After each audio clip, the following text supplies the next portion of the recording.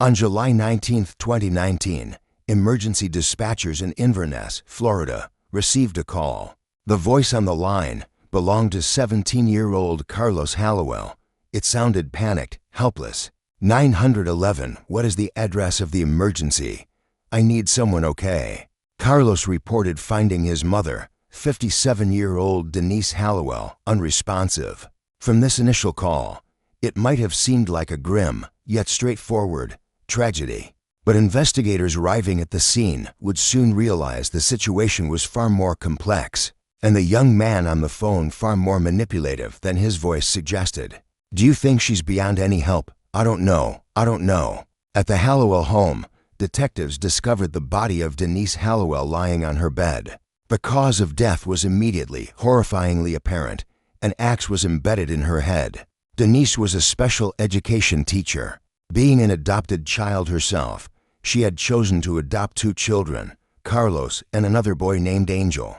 Due to Angel's troubled nature, Denise eventually had to let him go.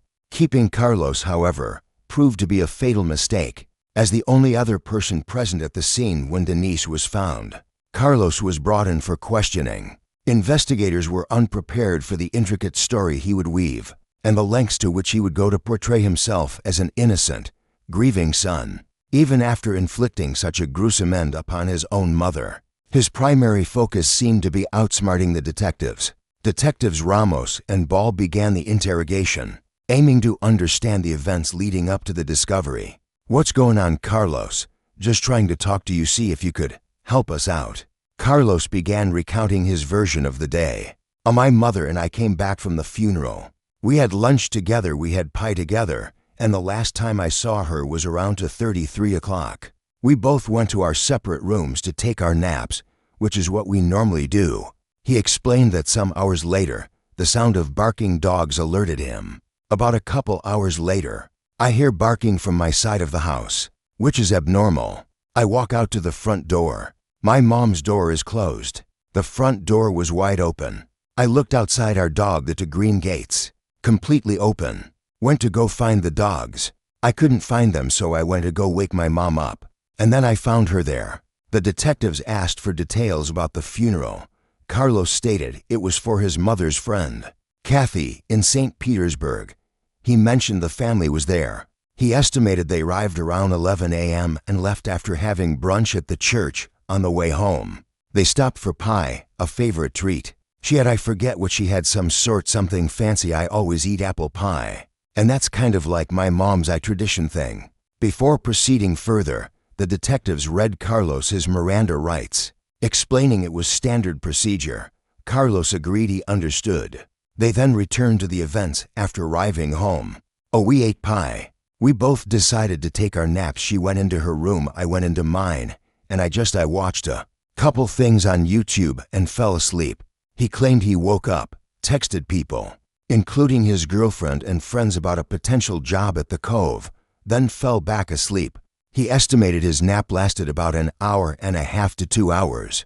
Definitely slept for about hour and a half, 2 hours. I woke up after about a 2-hour nap, played on my phone, and fell back to sleep. Cause my mom wasn't up yet. He emphasized that he and his mother often kept to themselves during nap time to avoid arguments. It's very common for us, we just like to have our own time, because we do bicker and argue when we spend too much time together. Did you guys bicker, argue anything today? No, today it was fine, completely normal day. In fact, it was really good day, we got pie. Despite Carlos's claim of a normal day, information would later suggest an argument had indeed occurred.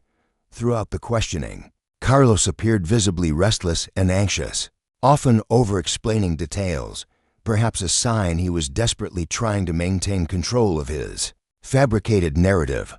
The detectives focused on the moments after he allegedly heard the dogs barking. Carlos described walking out, seeing one dog, Noelle, near the camper, getting her back inside the fenced area, and closing the front door.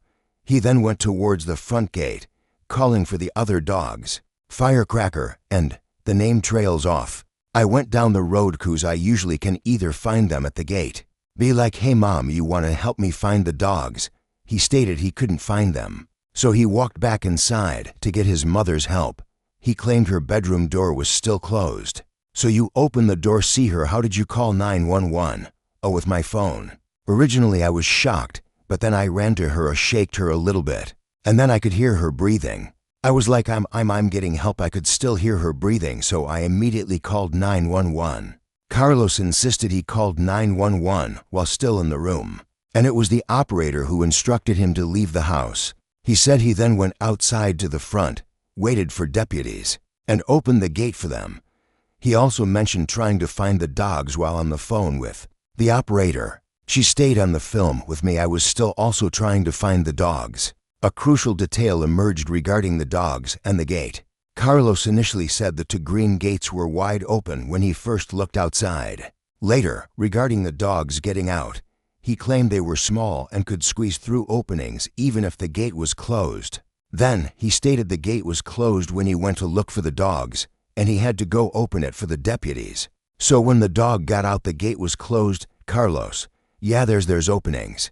They just squeeze right through. Detective: the gate's closed, I got to go and open it, so you went over there and opened it. Carlos: yes. He claimed the dogs returned on their own from the neighbor Amy Alfred's property around the time deputies arrived, drawn by the commotion. These inconsistencies about the dogs and the gate raised red flags for the investigators. Carlos described shaking his mother by the arm or ribs after finding her. Mom, you awake, and I could see blood running down her nose. But I could hear her still breathing. That was the only time you touched her, correct? He reiterated, running out, grabbing his phone, calling 911, and staying outside as instructed. He became defensive when the detectives' questioning implied suspicion. I didn't do anything and would never do anything to my mother like that. As much as we used to bicker, never in a million years would I ever think to do that. She's my mom. Would never do such a thing like that. And if you're insinuating that, I'm very offended by that. The interrogation took a sharp turn when one detective directly confronted Carlos's demeanor. You're putting on a pretty good show. Carlos: a show? Detective: yeah. How your attitude? We're very sociopathic, which is exactly what you're showing me right now. You don't feel like normal people feel. Carlos: I don't feel like normal people feel. Detective: yeah. That's what a sociopath has the issues with. Carlos: so you're calling me a sociopath? Detective: yeah, really, yeah, this is what sociopaths do. A sociopath, characterized by antisocial personality disorder, often lacks empathy and desires control. Carlos reacted angrily, losing his composure. You can size me up all you want, I do have normal feelings. I love my mom, ask anybody in this county. He vehemently denied the possibility of harming his mother, emphasizing their bond. The detective pressed further, explaining that loved ones often commit extreme acts against each other, and warned Carlos that this was his chance to tell the truth before evidence potentially contradicted his story. If later on the evidence shows us something totally different, you've already laying out this story right now. Now is the time to tell us the truth. Carlos: this is the truth. This is my story, and it is the truth.